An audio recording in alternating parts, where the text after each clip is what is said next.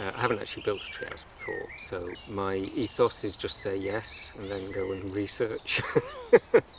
So I like saying just say yes to things. So I said yes, and then after I've researched, I went, ooh, actually there's quite a lot involved here. My process seems to have been dream it and live it constantly from morning till night. I started drawing ideas for the treehouse and doing research, reading and watching YouTube, and I started to realise I could use these tubular frames. What can you do with wood? You can bend it. You can steam it, and then with a lot of pressure you can get it to bend, then you let it to dry. And then it's very strong. If I'm using wood, I want people to look at the wood and find fascinating shapes in the wood. So this is building it in a tree where you've got problems with the water coming in where the tree comes out of the structure. This is the boat idea. This is an upturned boat. So this was creating, say, a big long arch, and if you upturned it and put it on 4 legs, it could become a roof.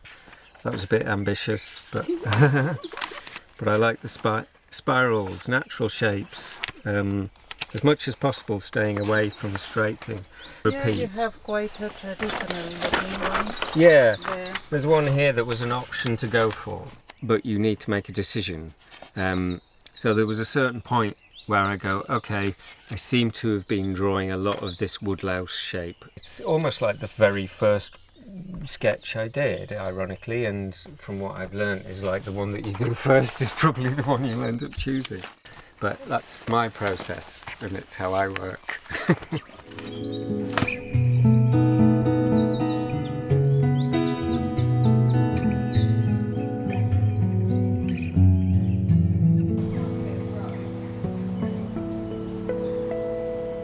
And then the standard thing of like, I've got to build a platform. But the main engineering involved in this is that trees move.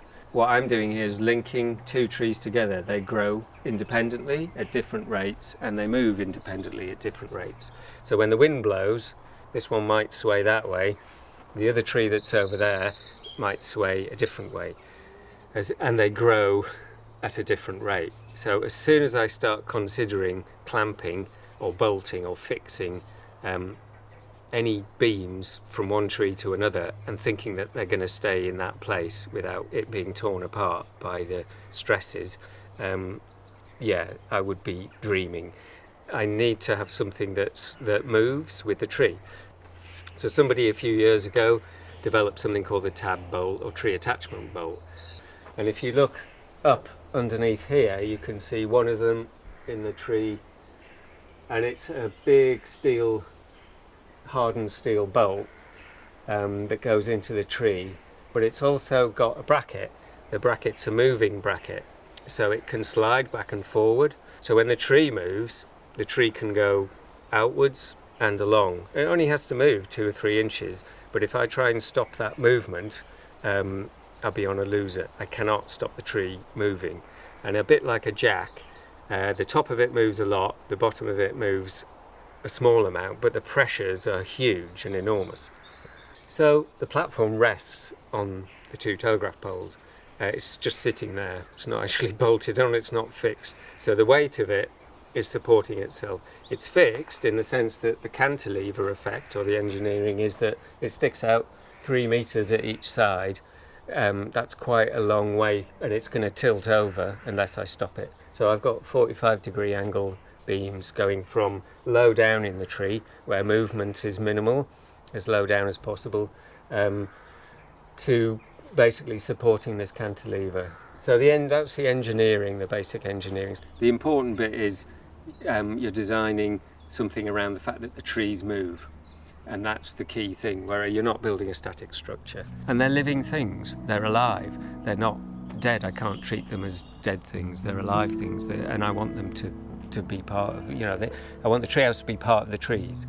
So I don't want it design-wise, looks-wise, I want it to be all part, all one. So it's not like treating it as, oh, I'm putting a shed in a tree.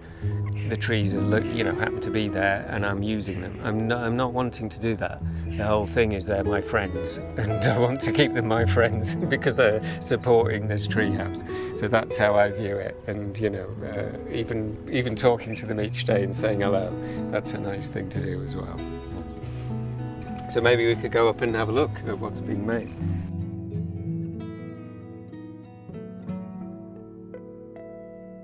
It's in the middle of the woods, and the view, because I knew that when I was making it I could view where the sun comes up in the east, which is over there, or in the west, to have the main. I knew I was going to have a main window and a main door area.